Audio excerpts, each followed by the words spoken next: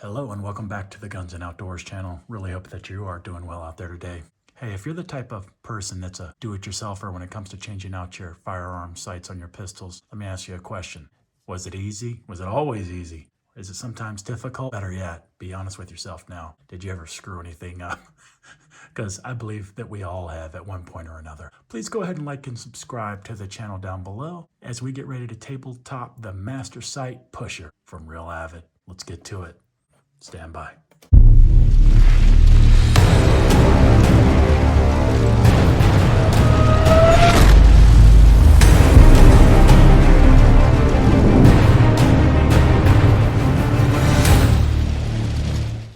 Welcome back. Let's open the box and get into it.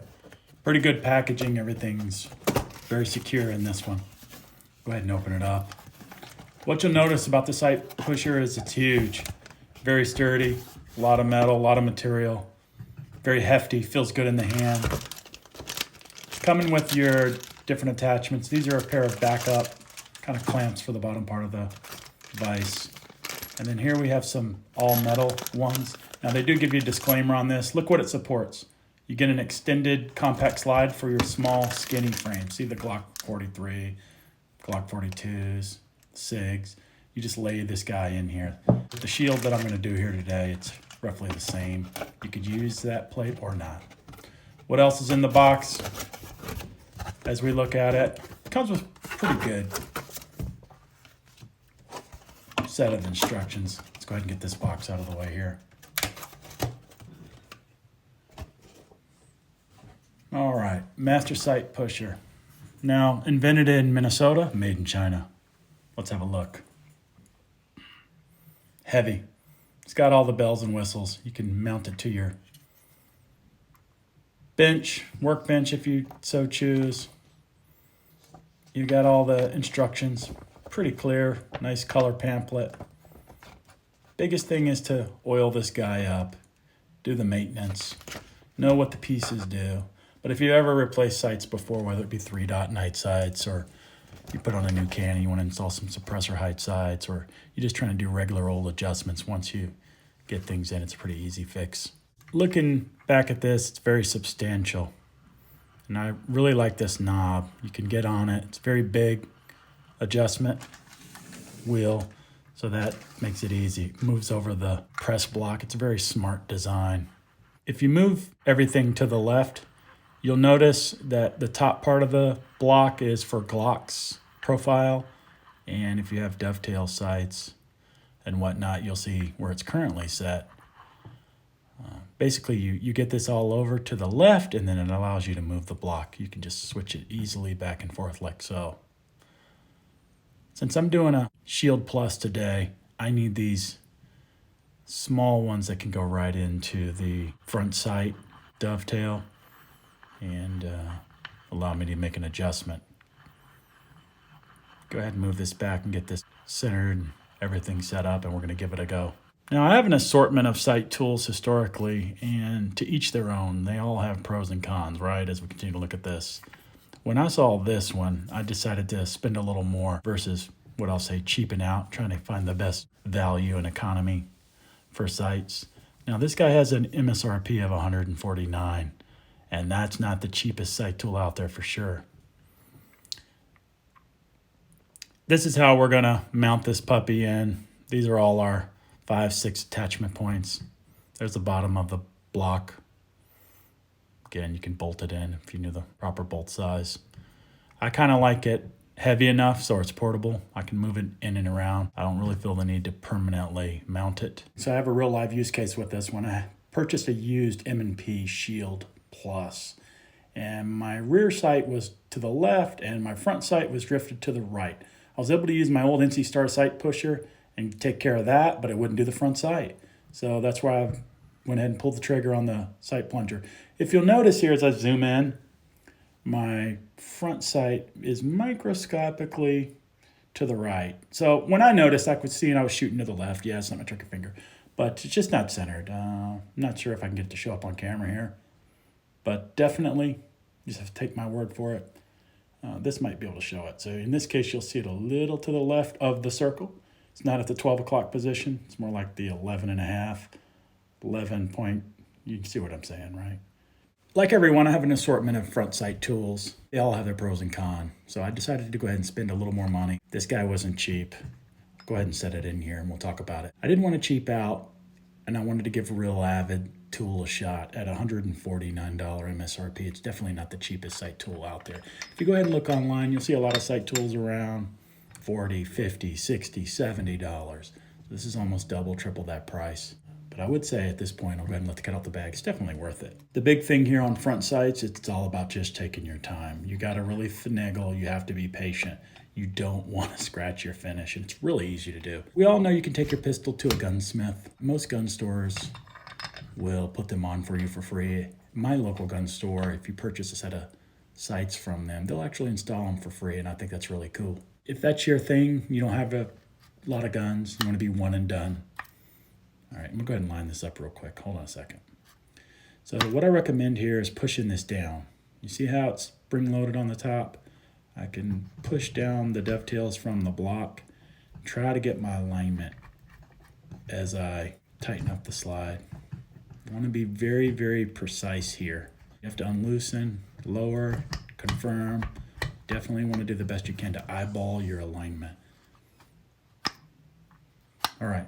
So we all know that if you want to be one and done, it's certainly a cost-effective maneuver. Go ahead and have your gunsmith do it for you. If you are going to be changing out a lot of sights, you're this type of person, you like to go to night sights, you have multiple pistols, then go ahead and get yourself a proper tool. Other alternatives that they always talk about are a brass hammer and a punch or a Delrin punch. If you've ever seen a front sight, and went specifically around front sights, even some rear sights, they can be pressed in and they can be really hard to move. You actually will find yourself wailing on your front sight. You can need the block. It can be quite a challenge, literally can. I've hit front sights before, they didn't even budge. So this tool, once we get it lined up, you get your vertical and your horizontal setups right, then we can start cranking on it. Now as we do this one is gonna be a bear, there's no doubt about it. This front sight doesn't want to budge. Other things is you can buy Glock specific tools. Those are pretty easy. I think Glocks are easy in general. All right, I'm trying to make my adjustments. Of course, the slide's moving a little bit. I'm not going to scratch it. I'm really trying to get the distances right. So there's a little bit of play in there, and I'm managing through that. If you ever look at 1911s with the dovetails, as we spoke about before, they're very, very stubborn. As a bunch of you out there know, as you get into more and more firearms, start expanding your collection that comes with it, you're going to want to make an investment in a tool like this. I'm meeting resistance on this, so I'm going ahead and pulling out my Craftsman driver. And that's what I like about this tool. It gives you the leverage that you need to push through the real stubborn ones. So don't be hating on me. I see my slide moving a little bit, but I back off of it, get back on it, adjust it, trial and error. But that's what it takes to get this really stubborn one going. When you're using sight pusher tools, you definitely want to take your time. You got to make sure everything is lined up.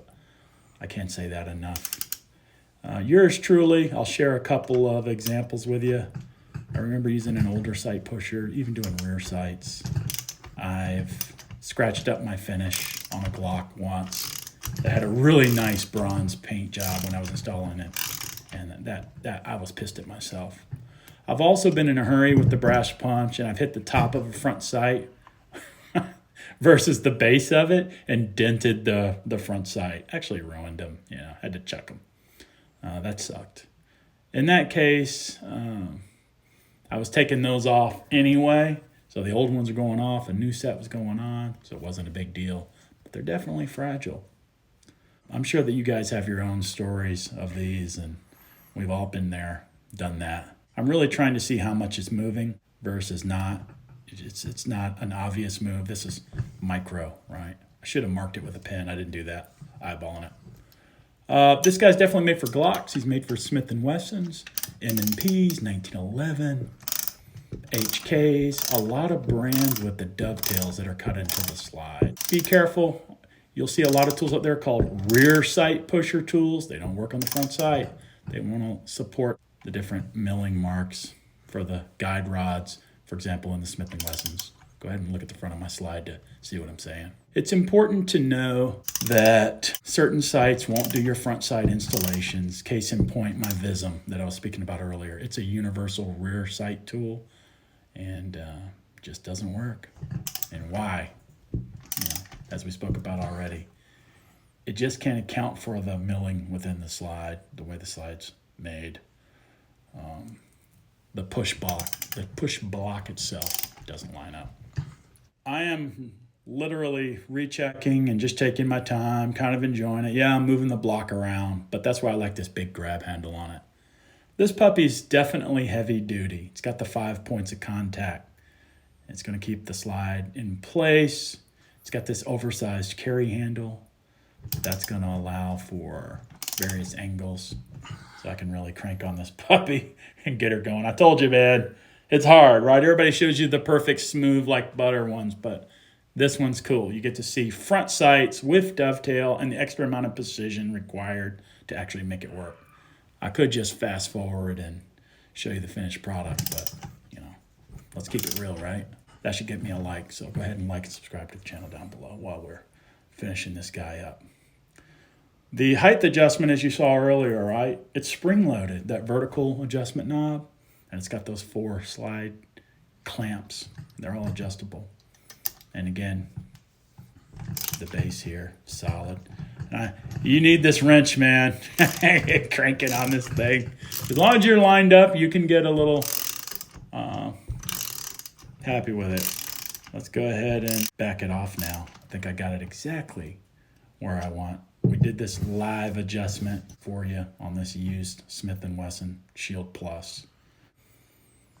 All right, take care of that slightly off-center problem. Get it back into center.